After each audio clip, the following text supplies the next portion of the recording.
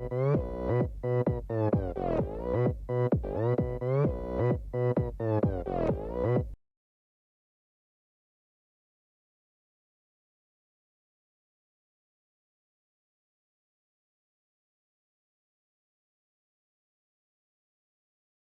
guys, so I promised we'd come back and do some service bulletins. Here we're doing service letter SL-00047 revision 1. This concerns the brake caliper O-ring upgrade. So if we scroll down here, they basically want us to replace the brake fluid with mil PRF 83282. I think I used the original 5606, which has a lower flash point of 250 degrees. The newer stuff has a flash point of 400 degrees, and along with this, they want us to replace the O-rings down at the brake calipers to an O-ring that supports the higher temperatures that the oil or the brake fluid can support. Okay, that seems simple enough. Remind you that Viton O-rings are not compatible with glycol-based fluids.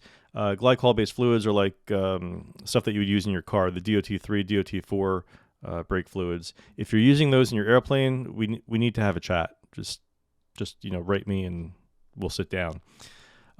So order this number from Vans, U15-1 for Matco, and U25 if you have the Grove brakes. I have the Matco brakes. If my brakes don't look like yours, then you have the Grove brakes. They're more expensive, so you probably don't have them. Not many people had outfitted their planes with those. Method of compliance, replace the O-rings according to Matco or Grove's instructions. Well, I didn't find instructions on how to replace the O-rings, so we're going to just wing it. And of course, replace the brake fluid and make a logbook entry. Okay, simple enough. Let's quickly talk about the materials involved. So these are the operating temperatures of FKM, which is the new Viton O-rings, and the Buna N is the old O-rings. So you can see it does have a higher operating range. The low side, could be a little bit better. But we're really not flying our planes at negative 25 degrees Fahrenheit anyway, even at altitude. Here's another little chart here about what's good about each of these. So you can see here that FKM, the Viton, excels in most things except for the short-term resilience.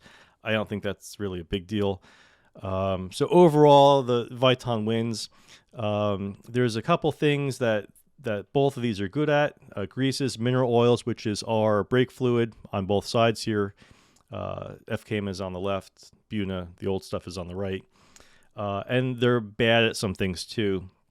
Ketones, don't mix ketones with this material. So that would be acetone, methyl ethyl ketone, which are two solvents that you might have around the shop to clean things up. Ammonia, you probably wouldn't use that around your plane. And for the old stuff, chlorinated hydrocarbons, that's actually funny because that's what brake fluid is. Brake fluid is tetrachloroethylene, dichloromethane, that would be trichloroethane. It's a mix of all of these different chlorinated hydrocarbons. So when you're using brake fluid thinking that it's safe to use on your brakes, it is, but not on the O-rings, at least not the old O-rings. And of course, don't use the DOT3-4 brake fluid there. Okay, now that we got that out of the way, one more quick chart here. FKM versus the old stuff, NBR. So FKM is over here, heat resistance, high. NBR, Buna, down here, low, bad. Question might be, how come we don't use FFKM? That has even a higher heat resistance. Yeah, it does. It's really expensive too. It supports up to 600 degrees Fahrenheit, which exceeds your brake fluid operating temperature. So it's kind of pointless to use that stuff. Also, it doesn't do good at low temperatures either. So yeah, so if you see O-rings that have the FFKM, which is the perfluoroelastomer, no good. Here's a quick diagram of the brake caliper that we're going to be disassembling.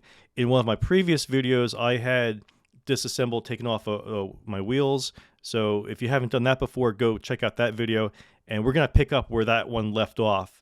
And we're going to go after this caliper, remove it, and then remove the O-ring. So another question is, how often do I even get up to 250 degrees, let alone 400? So this is from the Matco break-in procedures. So if you have new brakes, new brake pads, you want to do this break-in procedure.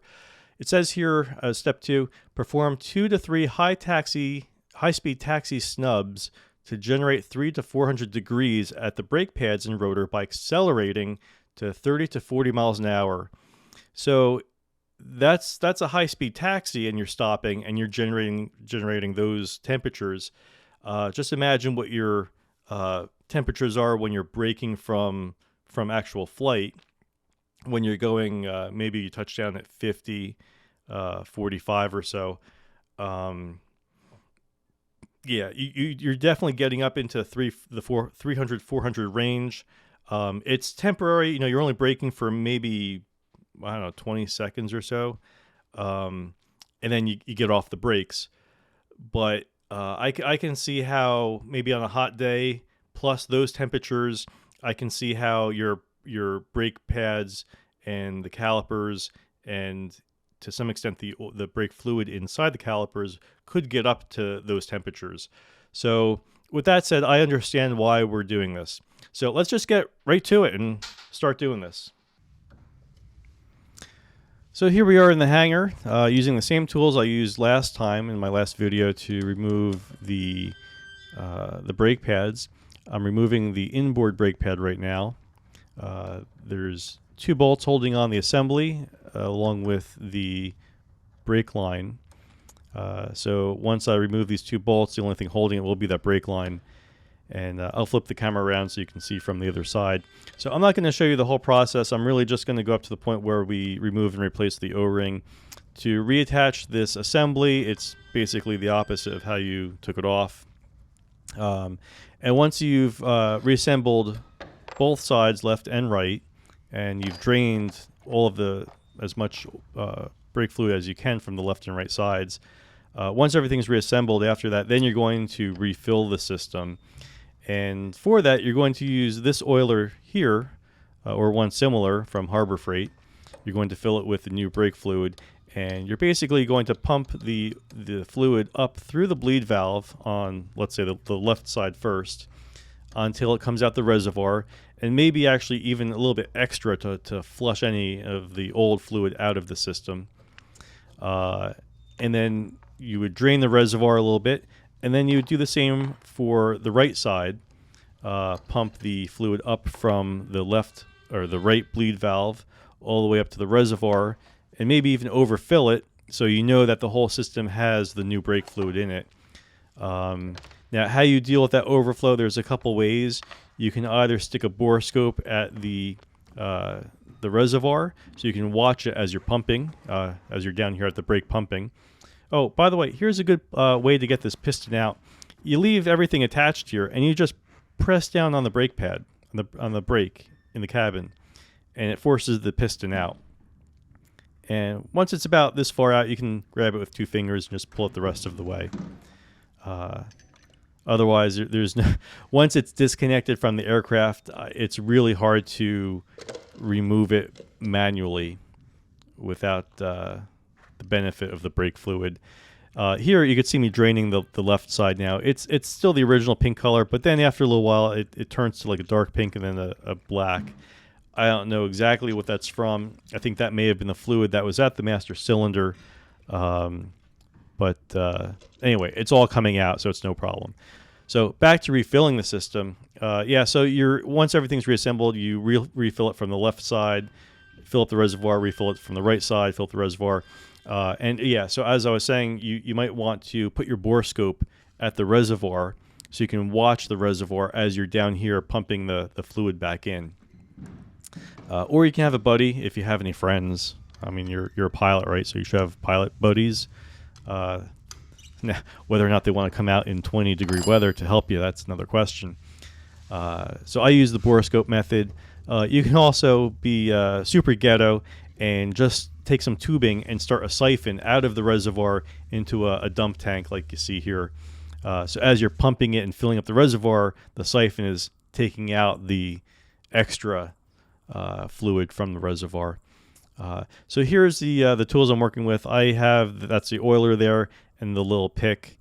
This is a pick from, I guess some set I bought from Harbor Freight for $15. You get a set of 5 or 6 of them. So whenever I work with a part like this, I'm going to clean up any debris that I see here. So I'm going to do a good job cleaning out whatever I see. Now is a good time to get that pick and just stab that O-ring like it's an ex-girlfriend or something, and just, yep, there you go, pop it out. So we're going to blow it out with some air, use a microfiber cloth, clean out any garbage that's in there. Now, you'll notice that there's a little orifice inside that assembly, and that's where the brake fluid enters the assembly. It's really tiny, and it's right at the bottom of that cutout there in the assembly. So that's why, if you notice on one side of the piston, there's a little dimple thing looking. That little dimple thing goes down inside the assembly, and that's so that when brake fluid enters the assembly, it has some room to go to and surround the back side of that piston to push it out. If you put that piston in the wrong way, that might be a big problem to get that back out. So here I'm just going to use some new brake fluid just to lubricate the new O-ring and the channel it's going to sit in, as well as the piston itself. As you push the piston back in, you don't want any dry-on-dry contact. You want everything to be nice and lubed up. So usually just, hard, firm pressure from your fingers, your hands, will get that piston back, seated back in. So that's pretty much it as far as this service bulletin is concerned. I wish I had some more video of me filling up the brake fluid, but at that point I just wanted to get out of the hangar. It was so cold this day. I think this was back in December, if I'm not mistaken.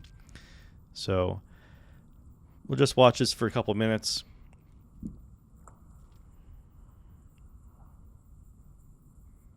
Yeah, so with this whole procedure, probably takes about, if your wheels are already off, I would say this is an extra 2 or 3 hours if you take your time. If you have 2 people there, it does go by faster.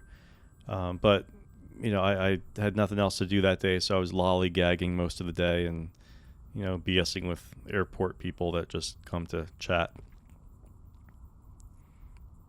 So overall, I'm happy I did this. Of course, again, it wasn't strictly necessary to do this.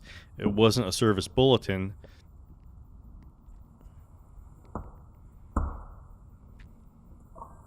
And as far as brake performance, I don't notice any difference. You'll also see me put a little grease on that piston.